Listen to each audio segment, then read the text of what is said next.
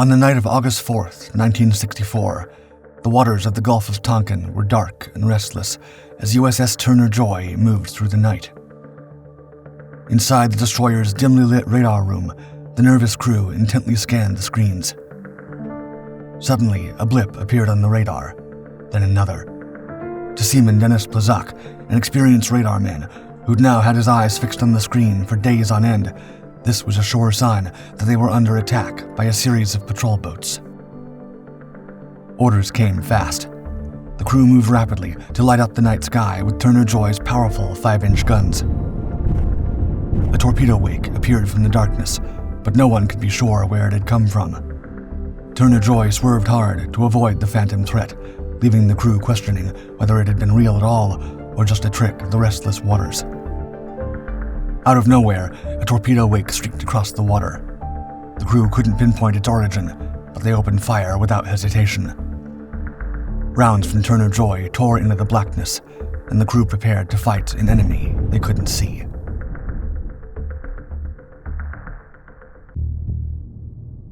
On March 13th, 1964, USS Turner Joy, under the command of Commander Robert C. Barnard, departed Long Beach to embark upon what would become her most infamous and celebrated tour of duty in the Far East. As part of the Forrest Sherman class of destroyers built for the United States Navy in the 1950s, Turner Joy was one of the last conventionally designed destroyers before the advent of guided missile destroyers. Powered by geared steam turbines that helped her reach speeds of up to 32 knots and a range of 4,500 nautical miles, these versatile and durable ships displaced around 4,050 tons with a length of 418 feet. She was equipped with 3 5-inch 54 Mark 42 caliber guns, 4 3-inch Mark 33 guns, and powerful anti-submarine warfare weapons like hedgehog launchers and torpedo tubes. Housing a crew of about 300, she had multi-role capabilities, including anti-submarine, anti-surface warfare, and air defense. By 1964, Turner Joy had already participated in various operations, including training exercises, escort duties, and goodwill tours across the Pacific, ensuring the security of American interests in the region. However, despite her accomplishments, Turner Joy was about to be put to the ultimate test in the tense waters of Vietnam. Her third deployment to the Western Pacific started rather uneventfully. After a stop at Pearl Harbor, she joined a task group centered around USS Kitty Hawk for operations in the Philippine Sea, then sailed through the South China Sea all the way to Japan, where she participated in more training exercises and visited various ports. By late July 1964, however, Turner Joy was part of a carrier task group led by USS Ticonderoga, prowling the waters off Vietnam, where a guerrilla conflict had been simmering since the end of World War II. She was about to become part of a controversial turning point in United States military history.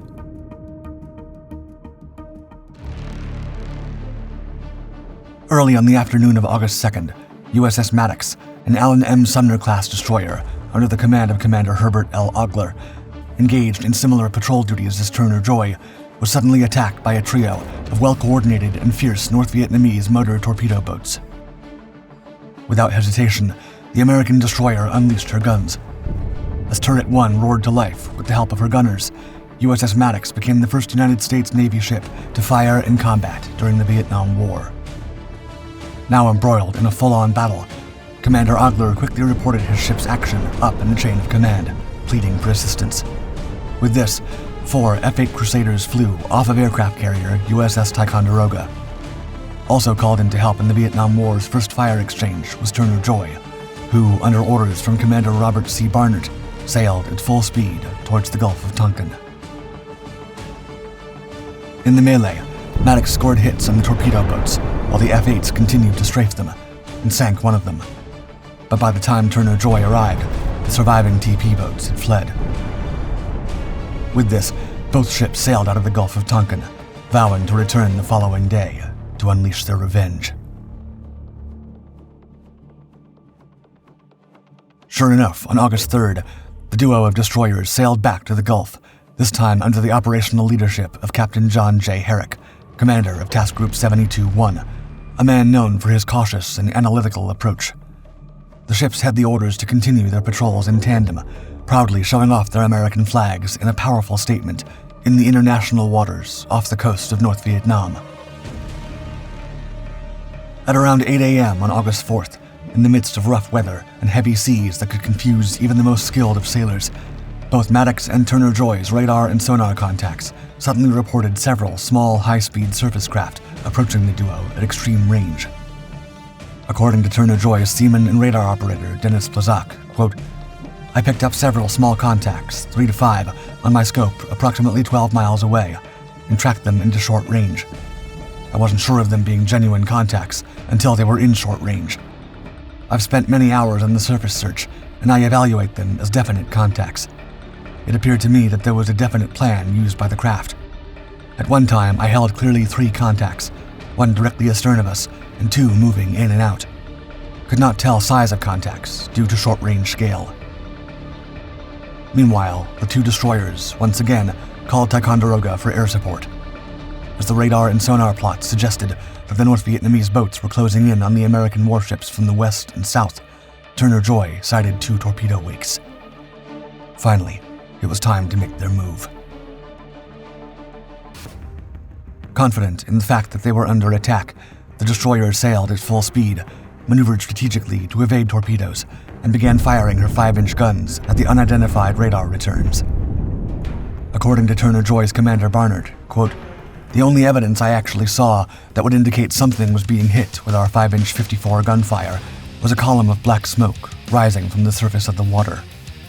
For nearly the next 4 hours, Maddox, Turner Joy, and aircraft from carrier Ticonderoga fired endlessly at the suspected hostile craft.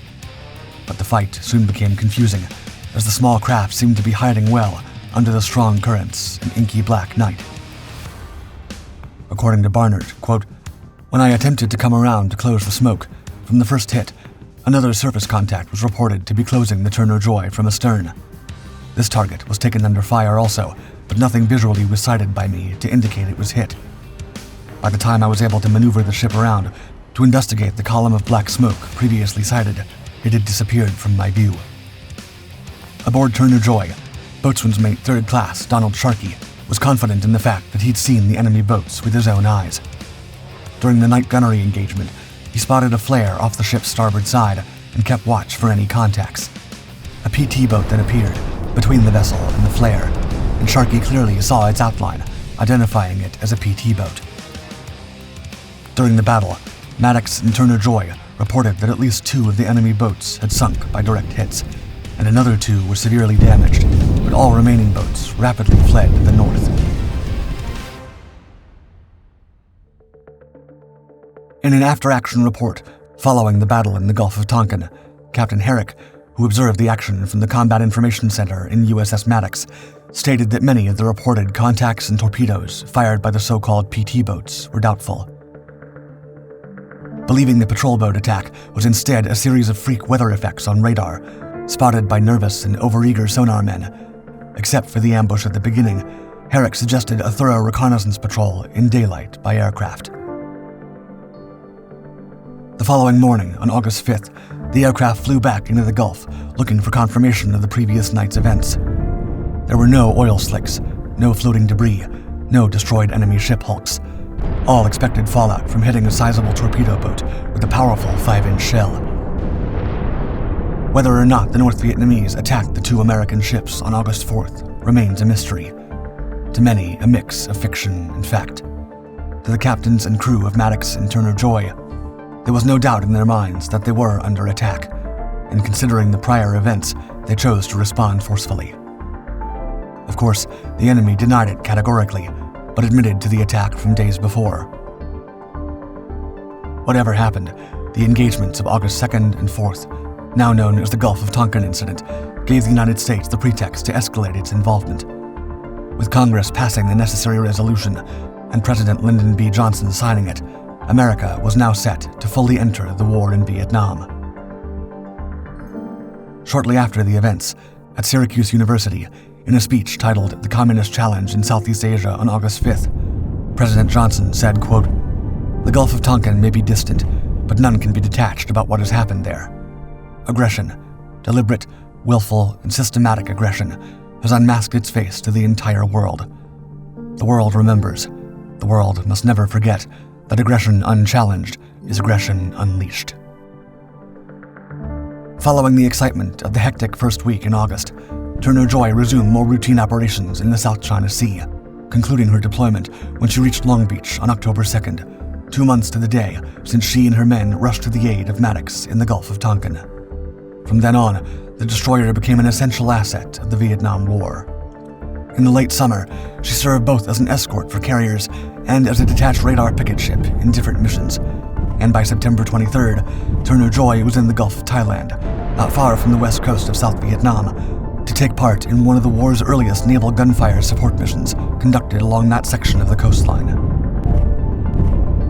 2 days later, as she provided call fire for American and South Vietnamese forces operating ashore, her guns took out several enemy positions, repulsing a Viet Cong attack. As the battle reached the 24-hour mark, however, a 5-inch round misfired, and during the rapid and meticulous efforts to clear the chamber, the shell detonated. In the ensuing explosion, her gun mount was destroyed, causing significant casualties. The event forced her out of the combat zone, but by the end of the year, she was back off the coast of South Vietnam for naval gunfire duty. By the spring of 1967, Turner Joy resumed operations off North Vietnam, disrupting enemy logistics in Operation Sea Dragon. For more than 26 days, she and her crew struck numerous shore targets and enemy watercraft, until on April 7th, she was violently hit by North Vietnamese shore battery fire, suffering damage to her fantail and radar, but continued her mission until being relieved.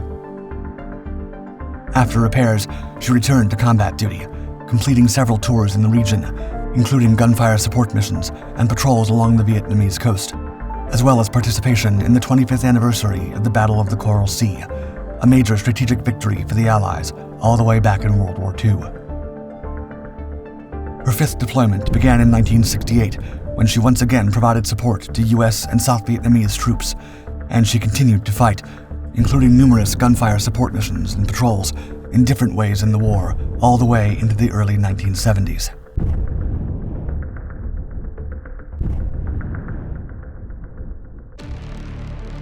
In February 1972, the destroyer began an extensive 6-month-long overhaul, receiving entirely new gun mounts and a propulsion plant conversion to allow it to burn Navy distillate fuel. For the rest of the year, she was busy with trials and tests, preparing for her next assignment, which turned out to be the last. Arriving once again at Subic Bay in late December, she was put to the sea, delivering gunfire support for 28 days. According to reports, quote, delivering over 10,000 rounds of accurate fire in support of ground forces in South Vietnam and against enemy targets in North Vietnam. By 1973, almost a decade after the Gulf of Tonkin incident, President Richard Nixon signed the Paris Peace Accords, withdrawing military forces from Vietnam, and when the agreement was signed on January 27th, USS Turner Joy was called up for a final and meaningful full-circle moment. On the early morning of January 28, 1973, the gunline commander, knowing the history of the destroyer and her critical involvement all the way back to 1964, told the captain of USS Turner Joy that, quote, you were there to start it. Might as well finish it. And so, just before 8 a.m., firing out of her most forward gun, Turner Joy fired the last ever naval round of the Vietnam War. During the remainder of her deployment, Turner Joy participated in Operation End Sweep, anti-submarine exercises, and carrier operations. In 1974, she began her first peacetime deployment in a decade, visiting Hawaii, the Philippines, and Indonesia, before returning to San Diego in October to resume regular duties. Despite her aging, Turner Joy continued operations into the mid-1970s, including deployments to the Western Pacific and Indian Ocean and friendly multinational training exercises that took her all over the globe. Soon after, Turner Joy began facing mechanical difficulties and propulsion issues. Finally, in November 1980, the aging ship completed her final tour and returned to San Diego. After decades of distinguished service, including her stellar but controversial participation early in the war, the destroyer USS Turner Joy was retired from active duty.